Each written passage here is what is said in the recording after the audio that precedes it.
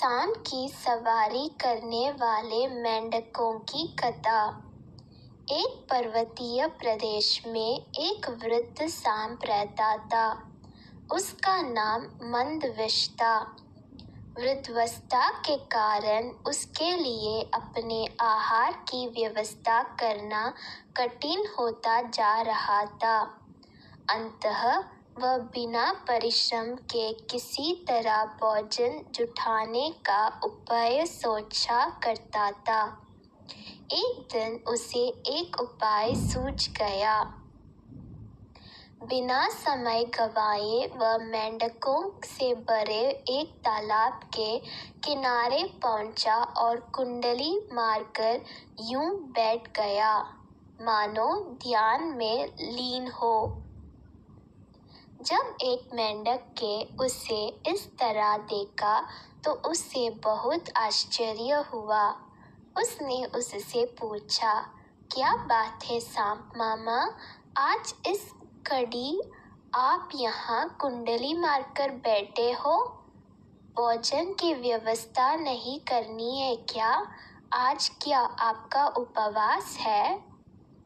मंदविष ने मधुर वाणी से उत्तर दिया, अरे बेटा, आज प्रातः जो घटना मेरे साथ घटित हुई उसने मेरी भूख हर ली है। ऐसा क्या हुआ मामा? मेंढक ने जिज्ञासावश पूछा।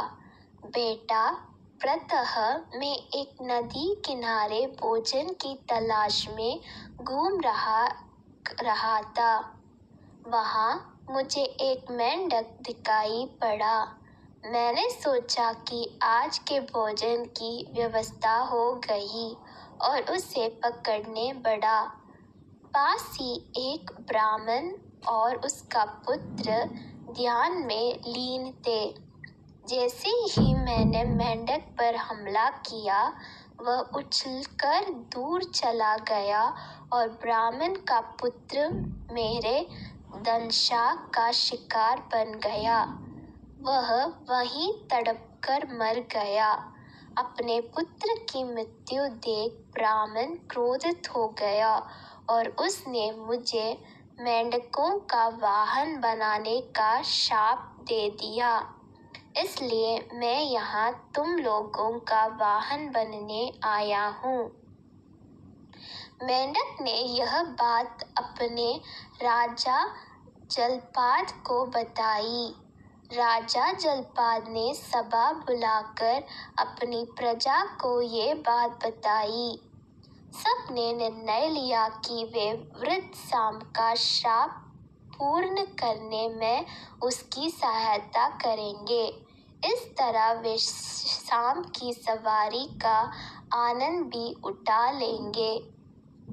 सब मिलकर मंदविष के पास गए। फन फैलाए मंदविष को देख सारे मेंढक डर गए, किंतु जलपाद नहीं डरा और जाकर उसके फन पर चढ़ गया। मंदविष ने कुछ नहीं कहा। इससे अन्य मेंढकों का भी साहस बढ़ गया और वे भी मंदविष के ऊपर चढ़ने लगे। जब सारे मेंढक मंदविष के ऊपर चढ़ गए तो वह उन्हें भांति-भांति के करतब दिखाने लगा। उसने उन्हें दिन भर इधर उधर की खूब सैर करवाई, जिसमें सभी मेंढकों को बड़ा आनंद आया।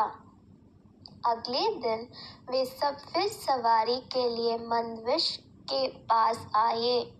मंदविष ने उन्हें अपने ऊपर चढ़ा तो लिया, किंतु वह चला नहीं।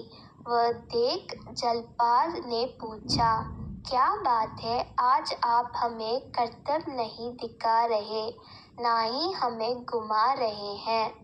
मंदविष बोला, मैंने कुछ दिनों से कुछ नहीं खाया है, इसलिए मुझे चलने में कठिनाई हो रही है। अरे ऐसा है तो आप छोटे छोटे मेंढकों को खाकर अपनी भूख मिटा लो। फिर हमें ढेर सारे करतब दिखाओ, जलपाद बोला। मंदविश इसी अवसर की ताक में था। वह प्रतिदिन थोड़े थोड़े मेंढक खाने लगा। जलपाद को अपने आनंद में यह भी सूझ नहीं रहा कि धीरे धीरे उसके वंश का नाश होता जा रहा है। उसे होश तब आया जब वह अकेले ही बचा और मंदविश उसे अपना आहार बनाने पर तूल गया। वह बहुत गिड़गिड़ाया, किंतु मंदविश ने एक ना सुनी और उसे भी लील गया। इस तरह पूरे मेंढक वंश का नाश हो गया।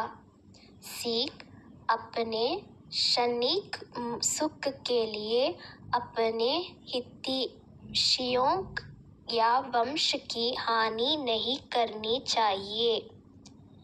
अपने वंश की रक्षा में ही हमारी रक्षा है।